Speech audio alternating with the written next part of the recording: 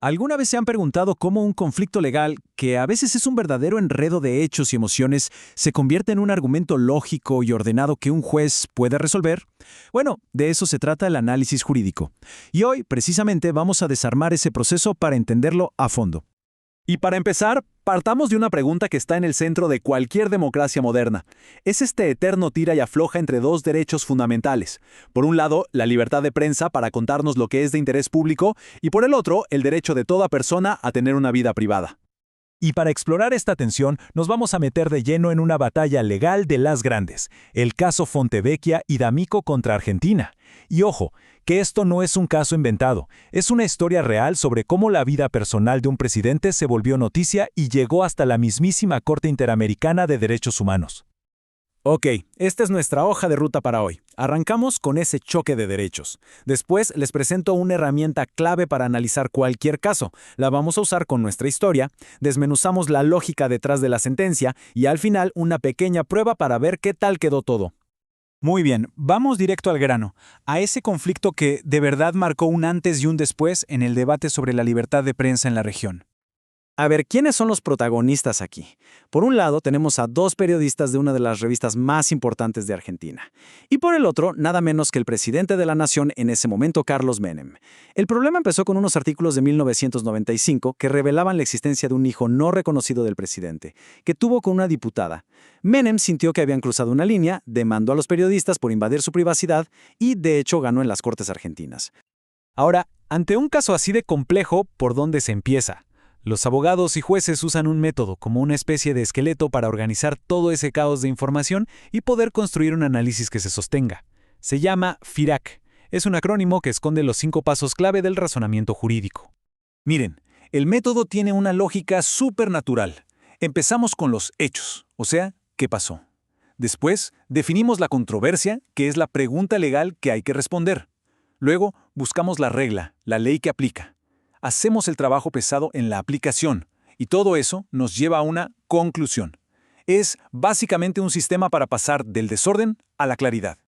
El primer paso, los hechos. Parece obvio, pero es fundamental hacerlo bien.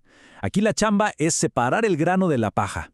No se trata de contar toda la historia con lujo de detalles, sino de aislar solo los eventos que importan desde el punto de vista legal. ¿Quién hizo qué? ¿Cuándo? ¿Cómo?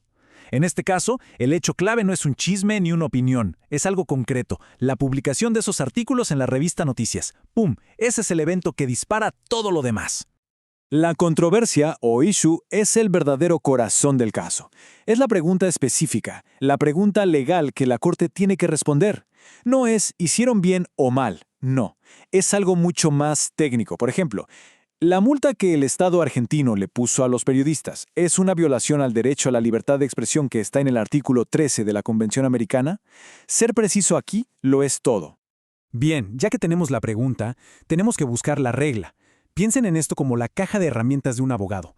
Artículos de la Constitución, leyes, tratados internacionales y, algo súper importante, sentencias anteriores, lo que se conoce como precedentes. Para el caso que estamos viendo, la regla no es una sola ley, es el balance entre dos derechos de un tratado, el de la libertad de expresión y el de la vida privada. El chiste es entender cómo juegan entre sí. Y aquí es donde sucede la magia del argumento jurídico. La aplicación es ese puente que une los hechos del caso con la regla de la ley. No alcanza con decir, la ley dice esto y los hechos son estos. No, hay que explicar paso a pasito por qué esos hechos concretos hacen que se active esa regla específica. Este es el motor del análisis. Es el porqué de la decisión. Es donde se demuestra, por ejemplo, que la noticia sobre el presidente era de interés público y, por lo tanto, estaba protegida. Y por fin llegamos a la conclusión. Si hicimos bien todos los pasos anteriores, la conclusión tiene que ser una respuesta directa y lógica a la pregunta que nos hicimos en la controversia. No es una opinión, es el resultado casi inevitable del análisis. Es el veredicto. Sí, la condena contra los periodistas violó la libertad de expresión. Punto. Bueno, ya vimos la teoría. Ahora vamos a la práctica. Usemos esta estructura FIRAC para desarmar pieza por pieza el caso del presidente Menem contra los periodistas Fontevecchia y D'Amico. A ver cómo se ve esto en la vida real. Hechos. La revista publica los artículos. Clarísimo. Controversia. Ante la Corte Interamericana, ¿esa multa que les pusieron era legal según la convención? Regla los artículos 13 de libertad de expresión y 11 de vida privada de la Convención Americana. Ahora, la parte más interesante, la aplicación. La Corte dijo, a ver, todos tenemos derecho a la privacidad, ¿sí? Pero la vida de un presidente no es igual a la de cualquier persona. Sus actos, incluso los privados, pueden ser de interés público. Y por eso la conclusión de la Corte fue contundente. Esa multa fue una sanción exagerada que violó la libertad de expresión de los periodistas. A ver, si el método FIRAC es como el mapa para organizar el caso, el silogismo es como la estructura interna del argumento. Es la fórmula que garantiza que, si las piezas están bien puestas, el resultado es correcto. Es como la arquitectura del razonamiento jurídico. Todo silogismo jurídico tiene tres partes, como un banquito de tres patas. Primero, la premisa normativa. Es la ley en general, en abstracto. Por ejemplo, todos los que hagan X deben recibir la consecuencia Y. Segundo, la premisa fráctica. Son los hechos del caso que justo encajan en esa descripción. Por ejemplo, Juan hizo X. Y tercero, la conclusión, que es el resultado lógico. Por lo tanto, a Juan le toca la consecuencia Y. Sencillo, ¿no? Ahora, un detalle que es clave. ¿Qué hace que una ley tenga fuerza lógica? Son unas palabritas que se llaman operadores deónticos. Básicamente, nos dicen si una acción está permitida, prohibida u obligatoria. Estos operadores son el verdadero motor de una norma. Entonces, veamos el silogismo de nuestro caso. La premisa normativa, según lo que ha dicho la Corte Interamericana, sería algo así. Está permitido, ahí está el operador, informar sobre temas de interés público que involucren a funcionarios incluso si tocan su vida privada. Ahora, la premisa fáctica.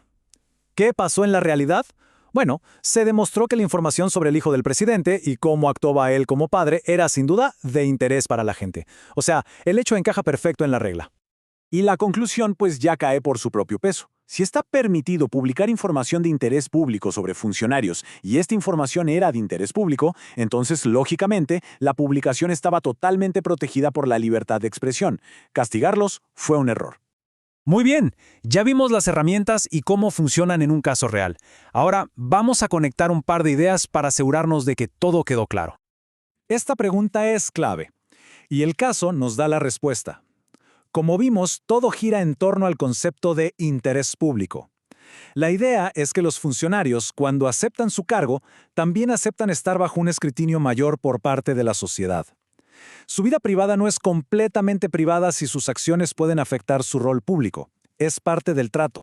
Y esta pregunta nos regresa a la lógica pura del derecho. ¿Qué es lo que le da dientes a una ley para que funcione como premisa? El secreto, como ya vimos, es ese pequeño motor lógico. El operador deóntico es lo que convierte un simple texto en una orden, en algo que define si podemos hacer algo, si no podemos o si debemos hacerlo. Y para terminar, una reflexión. Herramientas como el FIRAC y el silogismo nos dan una estructura sólida, pero el mundo no para de cambiar.